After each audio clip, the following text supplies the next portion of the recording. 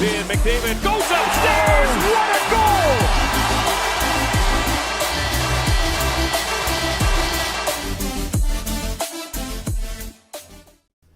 Hey guys, how's it going? It's Etanyos here. Welcome to episode number 38 of this NHL 20 Draft to Glory series with the Reading Royals. Just before we jump into this episode, if you guys are new to the channel and haven't yet, please go down below and subscribe. We're trying to hit 1,000 subs and we're definitely on our way there. Anyways, let's jump into the video. So, if you guys missed last episode, make sure you go up into the top corner of the video right now. There will be a card that sends you to the entire playlist.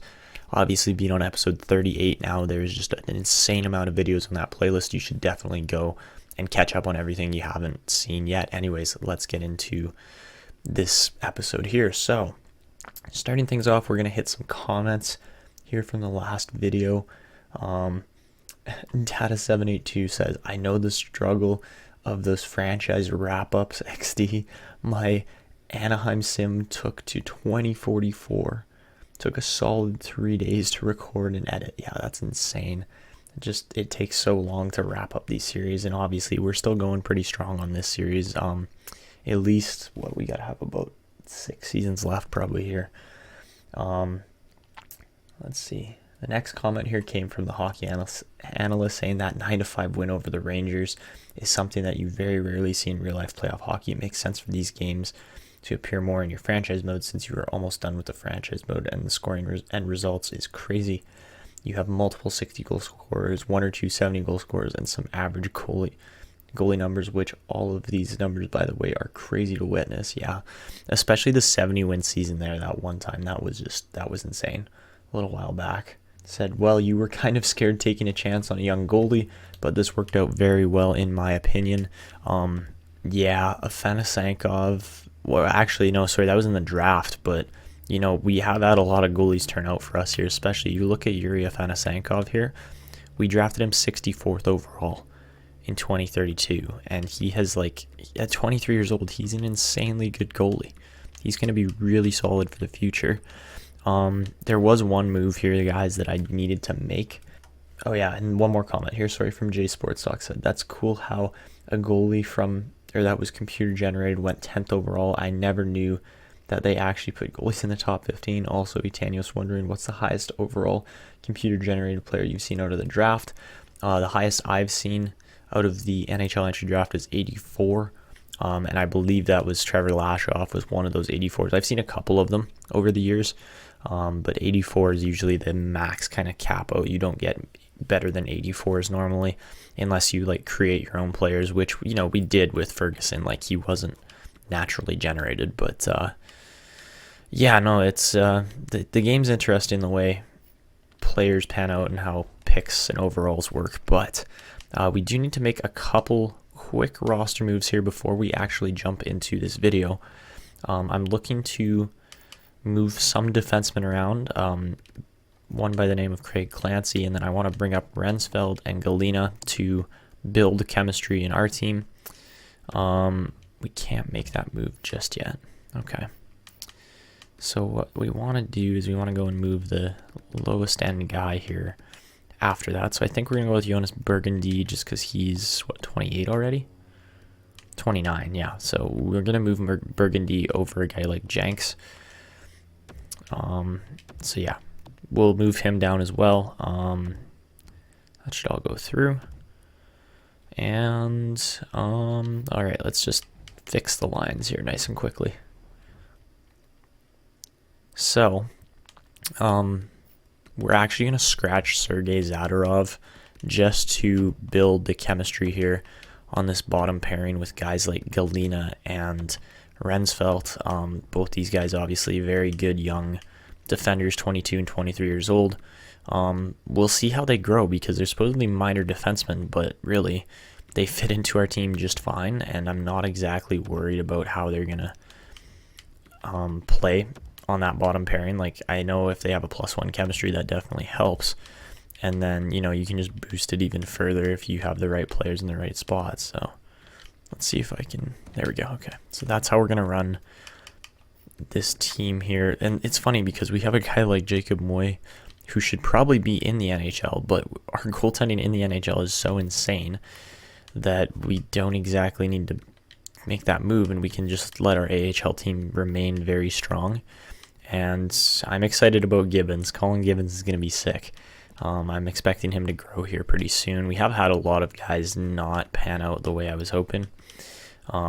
Like they're already reaching 23, 24 years old, and they're just not going anywhere. Vladimir Sergeyev, hopefully he can, put up some points. A 6'2" power forward there. Drafted 5th round. Man, if he turns out, that would just be insane, but the chances of that happening are pretty slim. So yeah, I'm not expecting it, but you never know what's going to happen really with this game. Oh, Jonas Burgundy, we should probably put into our lineup somewhere, and looks like he's going to probably swap in for a guy probably not Bright Cruz, but yeah, Matthew Picard's an enforcer. He can skate really well. I'm kind of surprised about that. Any chance we could move Picard up to the top line? No. We literally can't move him anywhere without ruining chemistry. So yeah, Picard I guess we'll take out of the lineup. And we'll toss Burgundy in there as he is 79 overall. And that doesn't really help the chemistry. That's alright. That's interesting. Anyways, we're done with lineups for the most part. We're not going to change too much there. And yeah, this team is just in such good shape. I need to get scouting done here to start off this episode, but then we will jump into the full season sim here because we are going a full season at a time per episode at this point. Alright guys, so we are going to sim to the regular season. I don't think we're going to have too many changes or anything going on here, just, budgets and stuff like that are pretty basic. And really, overall, the team is looking quite nice. We got big budgets here for the arena and a whole bunch of stuff. I should really probably spend a little bit more on scout salaries and a little bit less on advertising and stuff like that. So right there's probably good. Overall though, guys, I'm not worried about the draft. I don't think it's going to really affect us this season. Even if there are some great players in here and so on, I'm not focused on trying to land draft picks. We're focused on trying to win because that's what this team is built to do. And well, we'll see how it goes, I guess, really, because our team is projecting to be one of the best in the league. Who knows how that's going to go, because obviously every season's different, but you look at this team right now that we have, this is still one of, if not the strongest teams that this Reading group has ever possessed. But apparently not. Apparently the defense is just absolutely atrocious. Okay, so apparently this is the worst defense we've had in a decade. That can't be right.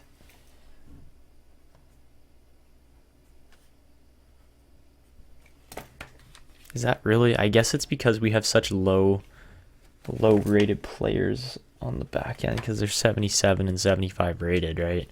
So it looks really bad by the numbers there. Oh, well, everybody dropped off on morale. I don't know why that happens, but it does. Kozlov dropped right off, and it's what, Stanislav? You just had a decent campaign again. Come on, buddy. What? Yeah, no, it's because Galina's down to a 74. That's not helping. Yeah, just a whole bunch of numbers dropped off on these players, which is annoying, but it happens, right? You can't really change that. I'm still just blown away with Ferguson's numbers. Over 1,000 points in his career as a defenseman is pretty insane. And yeah, just a lot of these guys are pushing crazy good stats already, so yeah, I think that's all we're going to do right now. I think we're going to jump into a full season sim here. Our numbers look absolutely off balance. If you look at our numbers in the past, we haven't had any worse than 93, 94 defense for at least 10 seasons now. It's probably closer to 15. So yeah, this looks really bad, and it isn't. It isn't that bad. It just looks terrible because of the depth more than anything. But yeah, 98 offense, it really should be at least 88, if not 90 something, because we do have a really good defensive core still there. And then 90 goaltending as well, just backs that up even more. So yeah. So I guess we'll see how critical defense is going through this regular season. But anyways, I'm going to jump into the full season sim. I'll get scouting done in February and stuff like that, and I'll be back with you guys at the end of the 2037/38 season. So guys, to end off your 2030, I almost said 2037/38 season, the Royals finish with a 52-25-5 record. With 109 points and 4th place in the league, we finished top 5 again. Obviously, it's not a President's Trophy, and we've only ever won one of those, but Tampa had a great year. Melvin Miller was scoring like an absolute god, but Jamie Lawton breaks the 130-point mark for the first time out of any of our players in this franchise mode. Cooper Pisani breaks the 110 assist mark this season, as he's done twice in the past already, and he's almost at 1,000 points without even scoring 100 goals yet. So yeah, he's well over an assist a game, which is insane, and he's very well over a point a game as well. So yeah, he's one of the best players. He is the best passer in this game, probably. That's what I have to say. 75 goals for Lawton is insane. He blew a whole bunch of competition out of the water here. I'd be surprised if he didn't have the best scoring numbers in the league, and he does.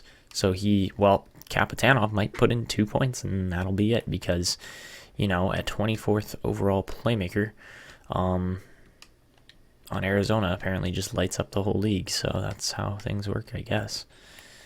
Like, who's this guy? Spike Scarlett. Like, what? These guys just coming out of nowhere. Melvin Miller was sick. So yeah, and then Pisani and Lashoff all finished. Is that top 10? Yeah, they all finished top 10 in league scoring. Donovan Boyce finishes top 10 in league scoring as well. That's scary. Yeah, lots of big names here. I didn't really show you guys. Okay, so by the looks of it, I'm hoping Lawton wins the scoring title. He might not. Vauclair probably going to win. He's a second-round pick. Nice. Vauclair probably going to win the Rookie of the Year there. Dubilovic put up 34 points, so not terrible, but not great. For goalies, Kim Moden is probably going to be your Vezina winner there. But Muller's in there. Askarov is 35 now, but won 38 games still. That's insane. And Wisniewski was also one of our goalies. Yeah, he got 37 wins. So yeah, we produce lots of good goalies from this system. But for defenseman, Ferguson missed a whole bunch of time. He missed like 14 games on the season or something like that, and still put up 80 points on the year. So he is just an absolute offensive machine. Crazy point totals, and I'm sure he's going to continue that until he really starts to drop off as far as overall goes. So yeah, that's going to be more an age thing than anything here, really.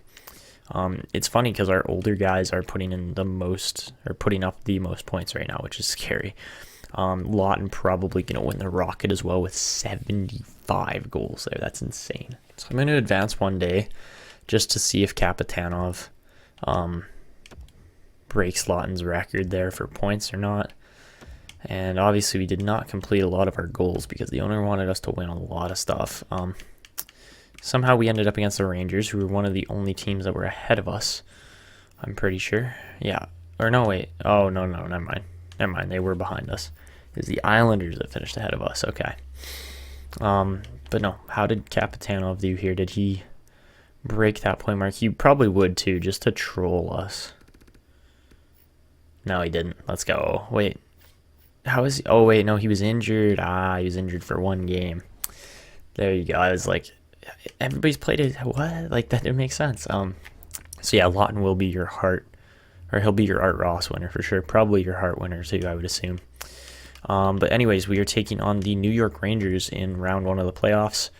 At this point in our franchise mode, we have won 12 straight playoff series. So that's pretty insane. But at the same time, we're not really done yet here. We want to try to keep winning if we can. So yeah, let's see. Where are the Rangers at? Okay. Pretty good team here. I'll give them that. Melikar, wow, he's getting up there in age. Same with Holtz. They got a lot of guys that are aging here. But they do have some pretty good players still, obviously. Ronald Scavello. I remember watching him get drafted. That was a long time ago. Odelin's nice. Why are they not playing him in the top 6? That's too bad. They got no defense, so that should be their downfall more than anything. Yeah, they do have good goaltending. I'll give them that. The Rangers drafted a very nice tandem here, but we got to beat them, obviously, and they don't have the defensive abilities to beat our team, I don't think. But you never know, man. You never know. It's NHL, so yeah, we're gonna get into this series in just a second, and it should be fun. So here we go, guys. Round 1 of the playoffs. 1 point difference between these two teams in the regular season. So who knows how it's going to sim. It's always interesting to see. But game 1, we win 3-2 in overtime on home ice. That's close. Okay, game 2, we win 6-1. Wow, that's dominant. Okay, so we take both games on home ice. That's always good to see. Heading into game 3 in New York. We win that one 6-2. We are crushing these guys right now, my goodness. And then game 4, we do complete the sweep. So yeah, just not good enough defense there from the Islanders. Jamie Lawton averaging 2 points a game at the end of round 1. And we are the only team to pull off the sweep in round 1. So that's always good to see. Showing our playoff dominance, experience, and just skill really on this team. So looks like the Leafs got through, so we'll probably be playing them. Oh, no, the Islanders got through. Okay, so I think we have New York next. That's what I would assume. Yeah, we got both New York teams here. Edmonton, Colorado, Detroit, and Winnipeg get bounced in the first round, as well as Tampa, Buffalo, Washington, and the Rangers. All right, so in round 2, we've got the New York Islanders here.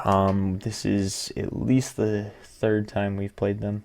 Wow, okay, we've played them 4 times in the postseason over our 6 cup runs. So yeah, they've definitely gotten used to us. We've gotten pretty used to them, but they do have home ice advantage, so we'll see if that plays a role in this series or how that's going to pan out. And obviously the Islanders do have a pretty darn good team here still. I feel like Lafreniere retired. Obviously they have Mikhail Chubasov, that's where he went. Which just, yeah, it's too bad, but that's how, what the heck? You're kidding me, right? This is the goaltending tandem they have? We should beat these guys pretty easily.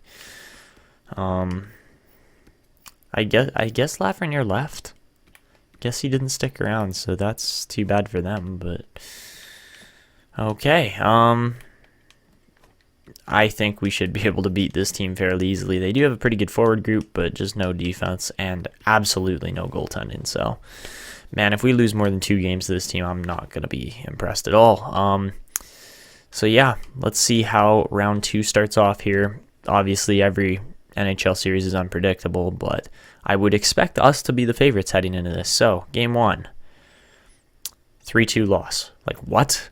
What? They have no defense. We should be putting in at least 5 pucks a game on this team. Like, Jamie Lawton's putting in 2 pucks a game on every team. So, game 2. Cooper Pisani goes down with a concussion. Bunch of dirty players here in New York. Holy. All right, game 3. We lost game 2, 4-3. That's insane. 1-goal games. Win a game, boys. I'm sorry. Like, you have to win those. Game 3.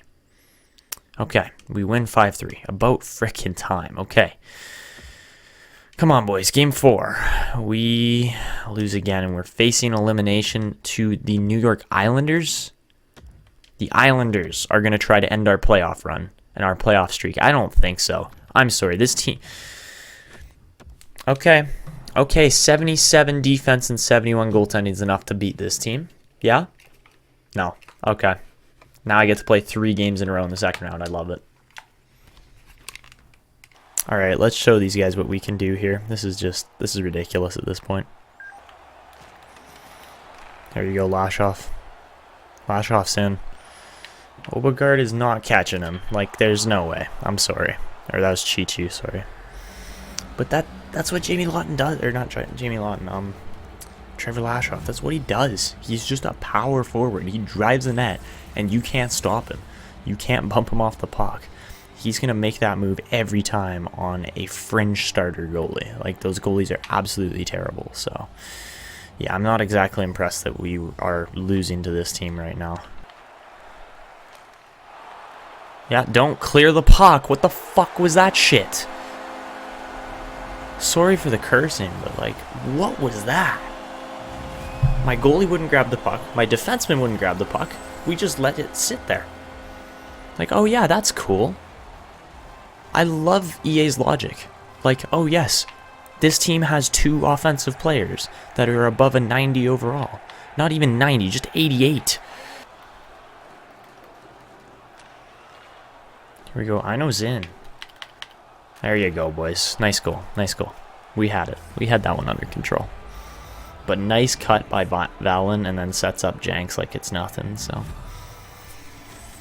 It's not difficult. Like, this team has no defense, so we should be doing that on a pretty consistent basis. Our top line, I mean, if Pisani wasn't injured because these guys are taking runs and headshots at him, then, you know, maybe we'd actually be beating this team right now.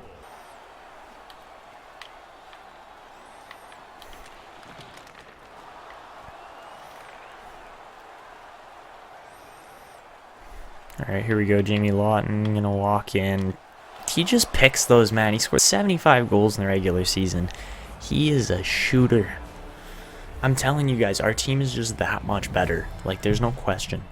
There's no question how much better the Royals really are. Like, I can't believe we're down 3-1 to this team right now. It'll be 3-2 here in a second, but, like, come on, man. My goodness. Okay, so we get out of game 5. Still alive. Too close, but still alive. And that's all that matters right now. So, yeah, 3-2 game there. That's close. Alright, guys, so we're still in it. We survived that game 5 elimination there. Heading to game 6, we have to perform here. Okay, so on home ice. First period, we're down 1-0. That's a great start. Second period, it's a 3-1 game. How? Anybody explain, how is this team beating us? I don't know. I can't explain it to you guys. We are better in every single way. All right, here we go. 20 minutes to either being eliminated or potentially winning. Why is Kim Holmstrom even on the top line, man? I don't know. Oh, nice hit.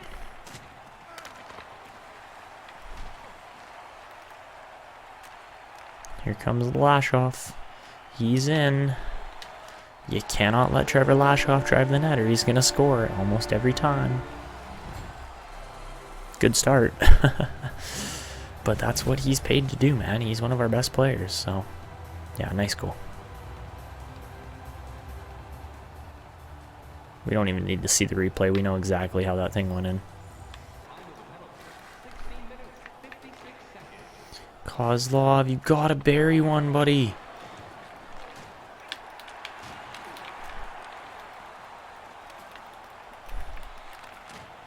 How is that one in the net? That's like the most simple shot to stop. What does Muller do? Oh, I'm not gonna cover my post. Damn it, that's the season. Hope you guys get swept, because we're terrible, apparently.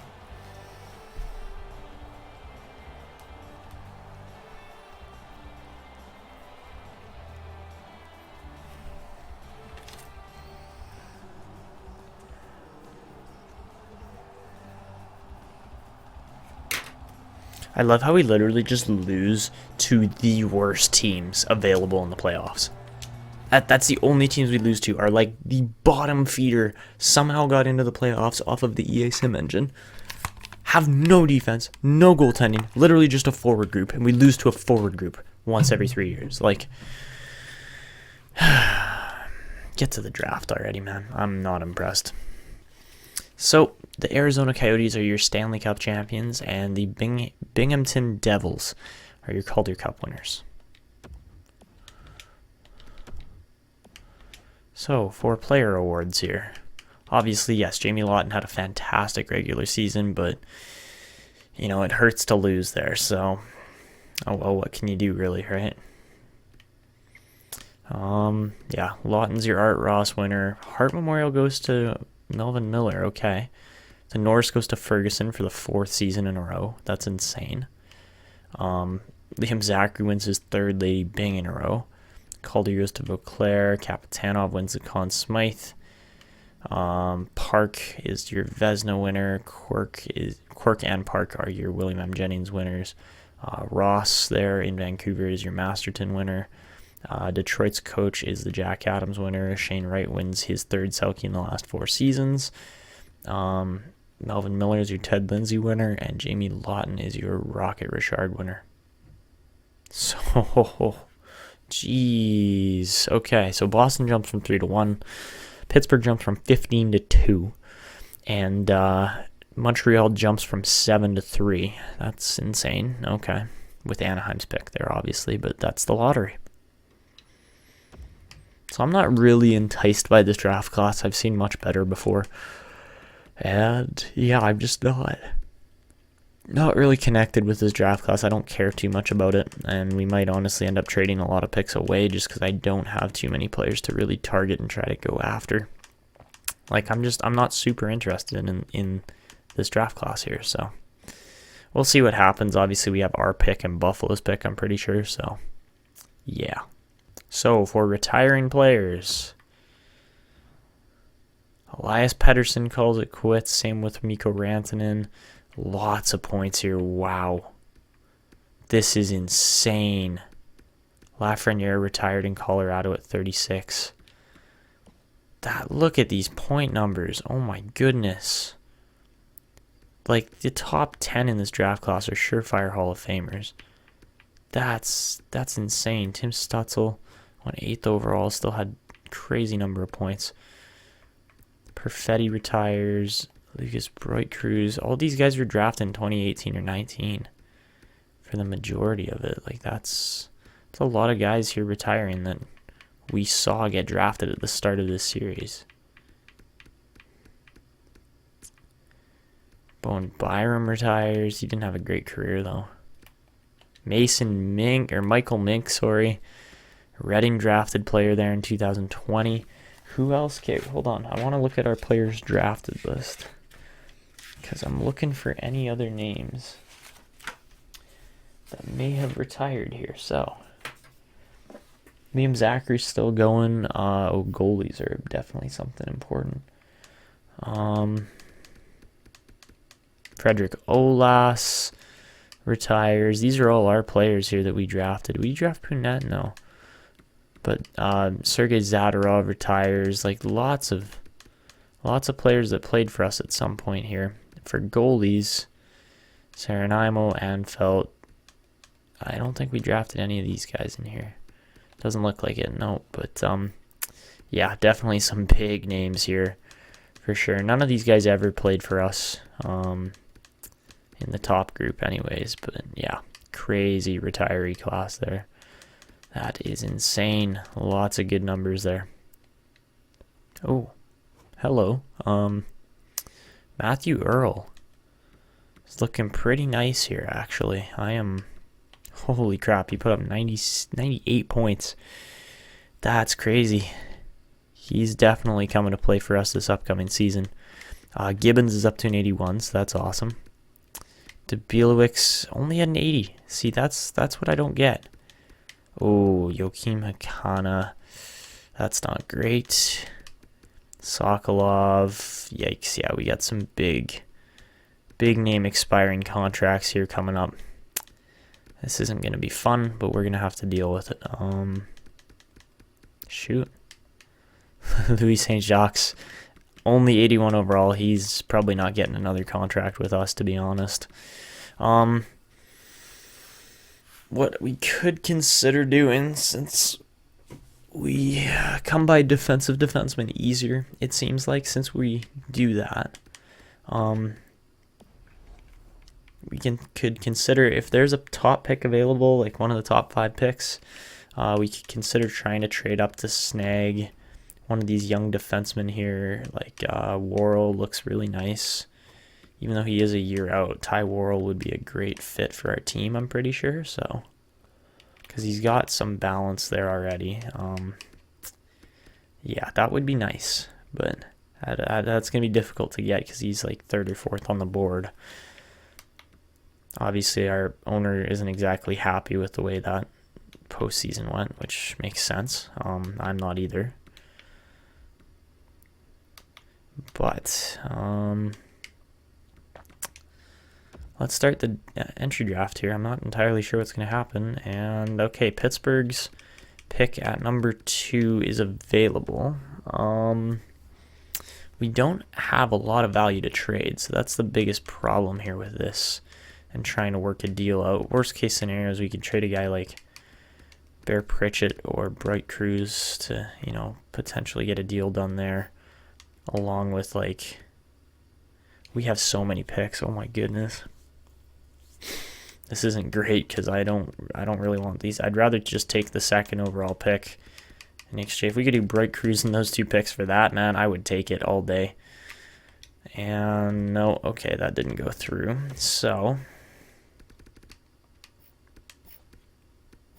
they want Moy, which is interesting because I could definitely give him to them because we don't need him. We have so many goalies available here. Or Oberg, or Blugis. I think Oberg would be... Actually, no. Let's go with Moy and see if they want that deal. I think they'll take that, and that's totally worth it because then we get a young defenseman that we don't have to pay any money to. And, all right, trade accepted. So, yeah, that's worth it. And I know we haven't really made a big trade in a while here, but that's the first one we've done that's actually, fairly important here. Let's see... Okay, so for the draft class, this defenseman's ranked a year out, which isn't great. He's ranked at number 5. He's number 4 on the board. Obviously, it would make more sense to take a guy like Dorsett or somebody like that. But we don't really want to do that, I don't think. I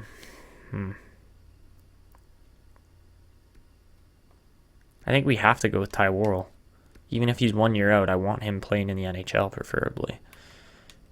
Just to, get the growth, have a defenseman that fits and we don't have to pay. So I'll take him at number 2.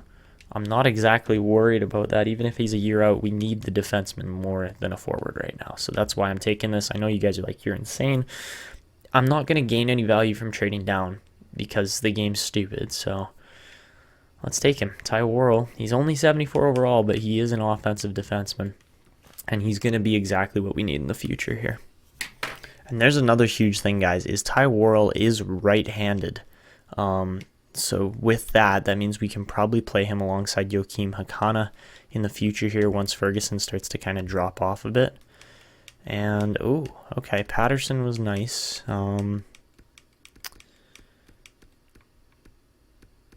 It's definitely hard to come across really good picks here. That's a nice 2nd round pick. Odelin is nice for sure. Zimmerman was nice too. So let's see. We didn't really miss out on too much. I'm kind of happy with what we got, actually, just having the defenseman, like the elite defenseman out of this draft. I'm okay with that. It doesn't bother me that we had to trade up, give up a couple assets to get Ty Worrell. Reichel, okay, he was an elite goalie. But yeah, no, I'm okay with that. I'm not worried by the way that turned out. So with pick 58 here, I think we're gonna take Jesper Sedin. You could take this Johan Ross guy, but we have so many goalies already. I'm not exactly focused on that. So yeah, let's go with Jesper Sedin, left wing, probably 2-way forward, and he's a sniper and he's low top 6. Okay. So how big is he? He's hello. I love when the game just does not load. He's only 5'11", so that's it's not great. All right, so simming over to pick number 69, which is, I guess, round 3 now, yeah. Let's see what we missed, because we always miss something. Yep. Ross would have been the way better pick, but oh well. Oh, Alanko, even if he is 20, that's still a nice pick. Oh well.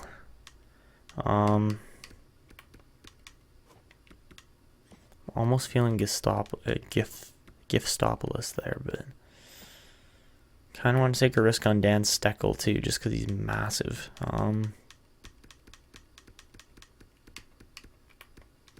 It's not like there's a whole bunch of other crazy good high potential players available, so you know what, let's take a risk on him. Actually, Typolus, no.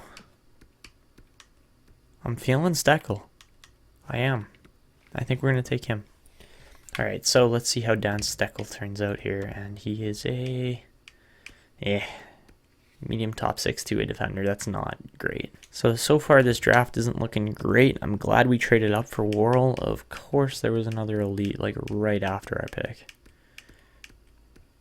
Typolus. Yeah, of course. Of course, Typolus was the elite defenseman. Our guys had him picked out, and I didn't listen to our coach or our scouts, so I paid for it. Oh well. Okay, for our next pick here, I think we're going to go with Henry Osgood. I'm just taking a risk on him. I don't know how he's going to turn out, but he might be pretty good. All right, so Henry Osgood is... He is medium elite. Let's go. That's lucky. That is just a lucky pick, but wow. No, that's awesome. That's a great pick. So we land 2 medium elites in this draft that aren't goalies, which is always a good thing, because usually all we land is goalies for medium elite prospects, but doesn't look like there was any other really crazy good picks in there, so I'm really happy with what we got here.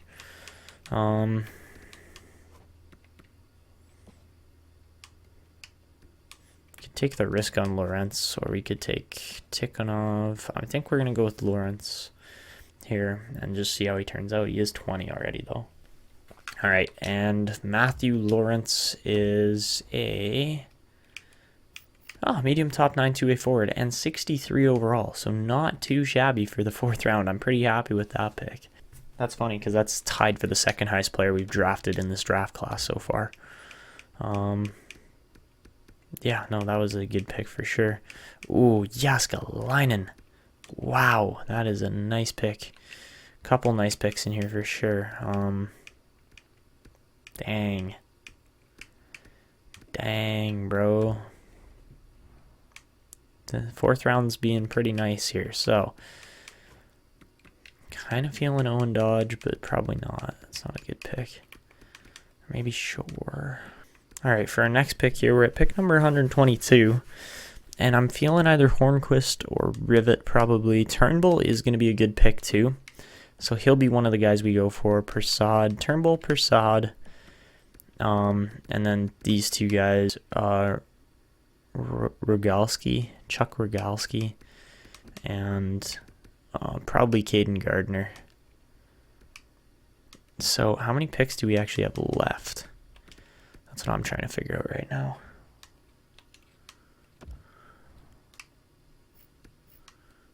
We have 4 picks left. Okay. All right. So we're not making trades. I just need to line up those guys that I had pinned. Okay. So really, I just have to choose between either Rivet or Hornquist, and I think I'm gonna go with Rivet just because he's 2 years younger. That's all I really care about. So yeah, let's make that pick right now. I don't even know what his first name is. Alexandre Rivet, or Rivet, I guess you might say, and low 7th defenseman. Ouch. All right, so I'm gonna sim to pick number 154 now. I don't think that one defenseman actually got picked yet. No, he didn't. Hornquist, yeah, no, but I think what we're gonna do is we're gonna take Turnbull because he's a 3-year ETA. Hornquist doesn't fit our system. So yeah, we're gonna go with Turnbull, then probably Rogalski, and then Prasad. Okay, so yeah. Tyrone Turnbull out of the Prince Albert Raiders. That's who we're gonna take here with this pick, I think. All right, so let's see how Tyrone Turnbull turns out here, and he is low top 9. Not spectacular, but not terrible either. All right, so over to pick number 186 now. We will see Hornquist get picked at some point here. I would assume he would be in this round. Yeah, and he was a low 6, so it's not like we really missed too much there. We really didn't, to be honest. Yeah.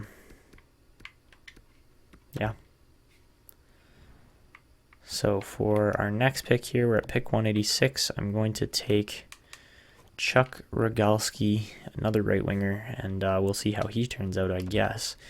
And he is a medium bottom 6 power forward. Medium bottom 6 power forward. All right, so we are going to sim to pick 218 now. It'll be our last pick of this draft. And doesn't look like anybody's really landing a lot of talent here. Yeah, it's a pretty weak draft overall, but what can you do, right? You can't change the draft order, who you pick, or how you get lucky. So, yeah, let's go with Duke Persad here, and he should turn out. So, he's a low top 4, 50 overall, but definitely young still, and for a 7th round pick, I'm not upset at all. He's got decent skating and shooting, so hopefully those improve with time here more than anything. So overall, not a bad draft class for us. I'm pretty happy with it. And doesn't look like anybody landed anything there. So obviously Worrell and Osgood are the 2 names that you need to remember out of that draft. Everybody else was meh, but you win some, you lose some. So something I realized we have not done in a while is change our mascot's jersey number. Because we've won 6 Stanley Cups now. He's still wearing number 2, so Raymond is a little out of date, but number 6 there. Obviously, we didn't win the cup this year, but who cares, man? 6 Stanley Cups is still a huge feat. 2 3-peats in a row. Well, not in a row. Like, we had a 3-peat. We lost for a year. We had another 3-peat. We lost again this year. So I think we're on pace for probably around 9 or 10 Stanley Cups in this franchise mode, which is insane. Just based on how our habits and winning is gone and everything. But we have the re-sign phase here. We have a coach expiring, head coach to be exact. And he is freaking expensive, my goodness. Okay, we're going to offer him about $4 million for the next 4 years. Just so we can afford to pay the rest. Actually, how much does the rest of the staff want? He's not...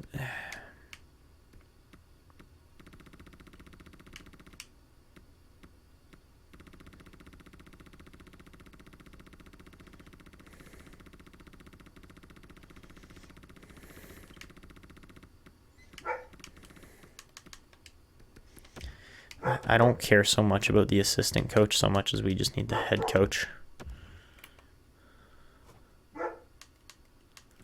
Yeah, you look at Etanyos' numbers, 71 point percentage, 6 Stanley Cups.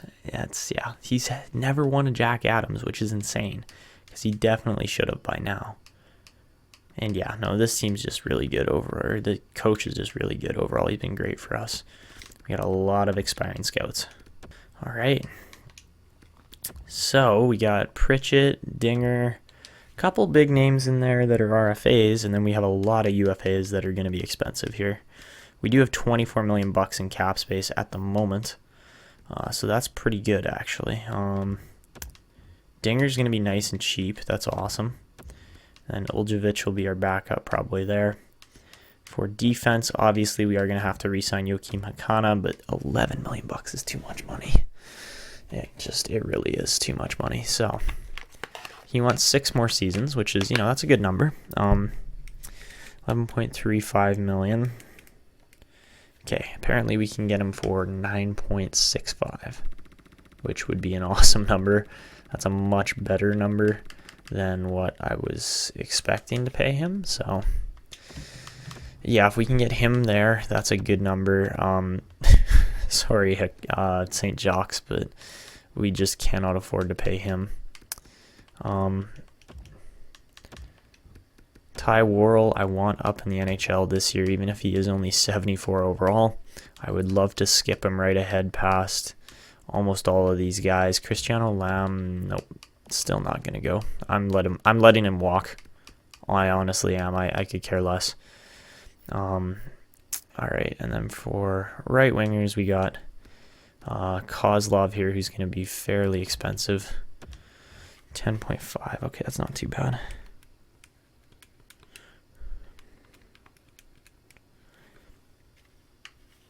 $9.8 million. This is until he's 35 as well. Remember this. This is a big contract to hand out to a 29-year-old. And it says we could pay him $8.9 million. Or 8.98, so $9 million bucks the next 6 years. What about, I want to go for the next 4 years. Let's go for the next 4 years at $9 million, see if he accepts that. If he does, that would be awesome. And then all these other contracts are going to be stupid. They're going to be dirt cheap. Like, we aren't going to have to pay anything on these guys, which is always good. Pritchett we should re-sign. And then Ovalstad. Yeah, all these guys just, they never panned out. They had somewhat decent potential, but they never got it together really in the minors, and it's too bad. $3 million bucks on that. We should be able to afford Ian Brower there. We don't have any huge names expiring here. $3.4 million on Holmstrom is expensive though. Our center group is looking weak right now, but if we play this properly, we might need to go out and try to reacquire like a second line center kind of guy, just because none of these guys, like Dabilowicz, we gave him the opportunity. He didn't do bad. Like, he was plus 13, scored 60 or 64. I wish he scored 64. He scored 34 points in his NHL rookie season, so he should be shooting up, and he's not. Gibbons, on the other hand, here comes in, scores 71 points in 75 games in the AHL, so he should be good as well. Like, I don't understand why these guys aren't growing properly. Like, look at Gibson's senses and puck skills. My goodness. He's nice. And same with, well, Dabilowicz has got high puck skills, but a better shot, really, which is weird. Matthew Earl is a name that I am seeing that we definitely need to get a contract to, more so than Marian Hossa or McCammond or anybody like that. If we can get Hossa a contract, I think we'll go with Omark as well, offer him a deal. And then we're going to let Osgood grow on his own. Only had 3 assists in 35 games with Kamloops this previous season, but hopefully he can kind of get it together, as we did draft him and we're expecting him to do something here. We're going to do $3 million bucks for the next 2 years for Ian Brower. That's not too pricey. And we're going to advance a day or two here, see what happens. So, Leneveux does not sign. That's not great. Okay. Jerome Theriault does sign. He's been our head coach through all of it here, pretty much all the winning anyway. So we're going to hold on to him. Cardwell signs. Hakana rejects. Shoot. Kozlov rejects. Matthew Earl signs. Burgundy signs. Spencer signs. Pritchett signs. Ty Worrell signs. Ovalstad signs. Dinger signs. Omark signs, Brower signs, McCammon signs. All right. So the only guys who did not, I stuttered there. The only guys who did not sign out of our big name players were our very top end guys. And fortunately, we still have $23 million bucks, but I can pay him.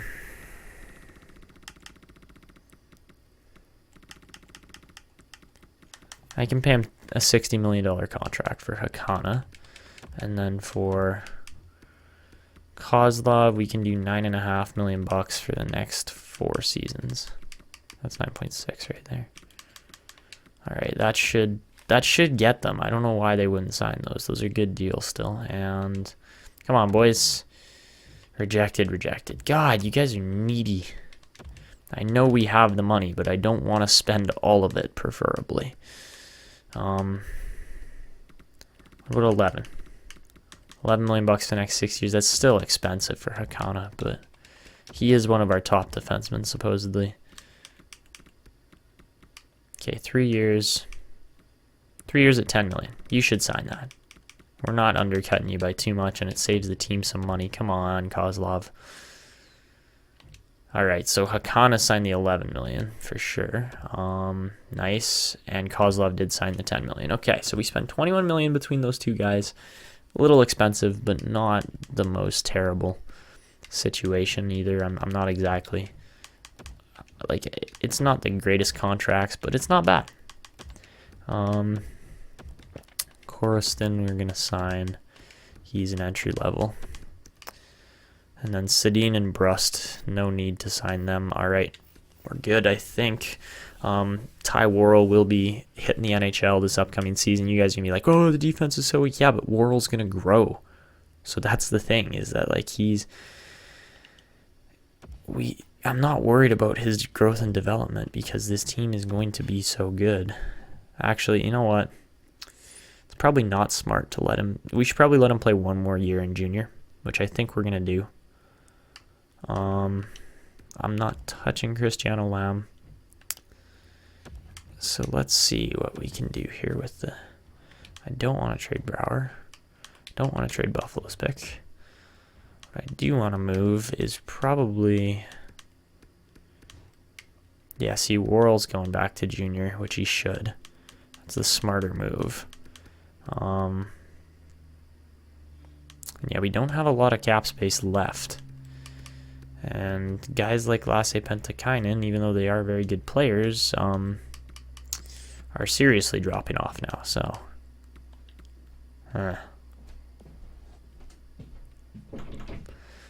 There's a sign on the door for a reason, but what? Are you doing this all morning? I'm right in the middle of it, and it says a sign right there on the door.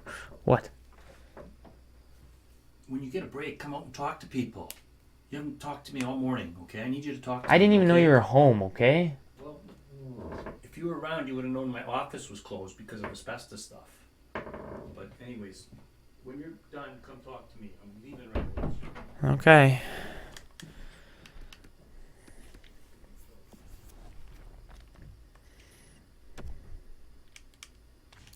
All right, so we definitely need a little bit more help on the defensive end. But the question more so is really, where are we going to get any kind of help like that?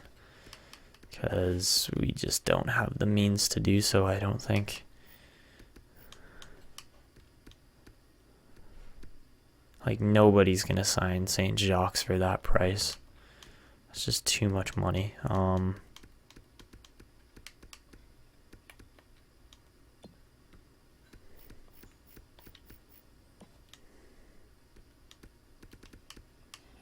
Kim Nicolas. We got no money to sign these guys, though. That's the problem. Josiah Brindamore. Again, nobody's signing these guys. They're too damn expensive. Isaac Urkamp. See, that's a guy we could actually sign, is Isaac Urkamp. I could sign him for that kind of money, and he would be worth it. Christian Lopp. There's another, or Caden Lopp, sorry. There's another guy that we haven't seen in forever, but he's a good player. Or good enough, I guess.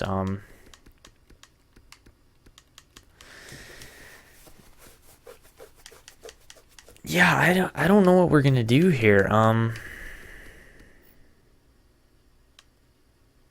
still trying to figure out goaltending and stuff. Like, well, not goaltending, but defense and stuff like that. And it's weird because there's just like, there's nothing available really.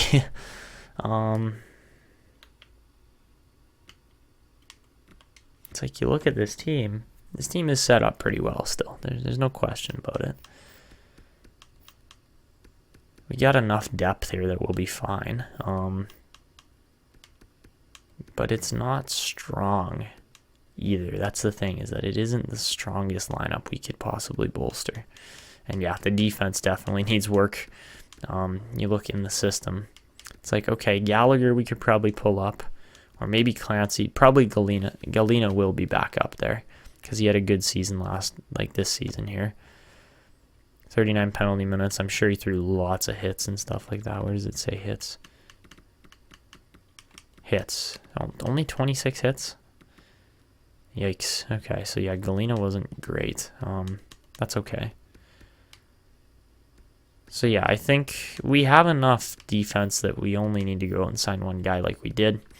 I think we're just going to advance to the next season here.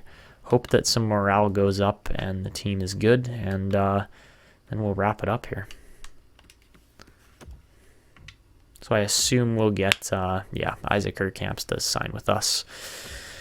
been a while, but he's back in the team. Hopefully he can have a slightly better stretch of play here with this team. And yeah. So heading into the next season, 98% of our tickets sold. Pretty good.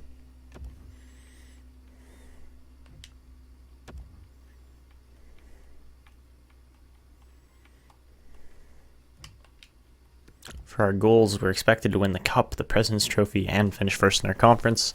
No real surprises there.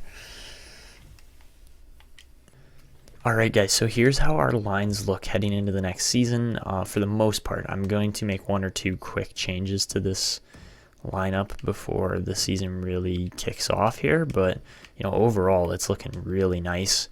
I really like how this team's turned out. Colin Gibbons is in here as a 5th round pick. Like, that's just awesome, man. I'm so happy to see that. What else were we going to look at? Oh, yeah, the defense is fairly similar. I'm going to have Rensfeldt playing alongside, what's his name here? Galina. Again, we're going to pull him back up, and we'll have Rensfeldt and Galina playing together as the offensive and defensive to boost that. And then we got, we'll have Urkamps and Harkins playing together here, as Urkamps is good. Fits what we need for the system, and yeah, I'm not worried about him. And then the goaltending tandem's just very, very good again here. Muller is starting to kind of drop off a little bit, but obviously that 162 win season for him was pretty insane. So yeah, we're gonna try to just keep racking up wins with him, as this team has been pretty good overall. But yeah, for the AHL, Uljevic and Dinger there in net. Pretty average lineup overall. I'm not too worried about it, not too hyped about it either, but we will make a couple changes to this quickly. I'll show you them with the roster moves here. Captains should all be the same. Nothing's changed there. No need to change it yet. Maybe in a couple years once Ferguson starts to kind of drop off a bit, but he's still just been absolutely insane. He keeps winning Norris trophies. He's won 4 in a row now. Like, that's insane. So yeah, let's just I see Marc Durocher's on the trade block. That's interesting. Anyways, I did want to search one player, actually. The guy that I haven't looked at or seen in a while is Yarrow Peacock. It's funny because we drafted 2 Yarrows within like a season or 2 of each other, like Yarrow Peacock and Yarrow Porter. And yeah, Yarrow Porter is actually the better winger right now. That's interesting. Peacock is only $9 million in Vancouver there. But the problem is he didn't really ever fit our top 6, so that's why we traded him off. Yarrow Porter, I'm not sure how well he fits our team. Yeah, 4th line, like that doesn't work. But yeah, like there's a slight difference there in draft position. So, oh yeah, roster moves. That's what we have to get done here before this episode wraps up. So we are going to bring Galina up. We're going to send down Clancy, I want to say. Or maybe Holmstrom. No, I think it's Craig Clancy. Actually, yeah, okay, so we'll do that. Edit the lines nice and quickly. As this will then boost our chemistry to 3-1-1, which is really good. We'll switch Galina and Rensfeldt just so they're on the right sides there. Forwards look really good. +1-3, like the 1-3-1-3 is really good. And then, yeah, the goalies are good there. All right, and then just for defense here, we do have to toss Clancy back in here. He gives that a +1, or that's a +3. Okay. Astley for Clancy works. Okay. Clancy just really doesn't fit that well, which is too bad, but that's just the way it is. So, yeah. That is our lineup. Should be a good season coming up next episode, and hopefully we can get back to our winning ways after, a kind of disappointing season, but it happens, and you can't always control it. So yeah, I'm pretty happy with what we were able to do too. We picked up Ty Worrell, who's going to be a huge asset for us in the future. Once he's able to grow a little more, he will strengthen that defense right back up for a good 3 seasons on this team. And yeah, hopefully we can see him as well as Osgood start to progress like crazy, because you know they are going to be good players in the future as long as they can keep that upward trend going with their growth. So yeah. Anyways, that is going to be wrapping it up. If you guys enjoyed this episode, make sure you go down below and leave a like on the video, subscribe to the channel if you're new, and feel free to leave comments as well as turn on notifications so you never miss when I upload. But that's going to be it for me. This is Etanyos signing out, and see ya.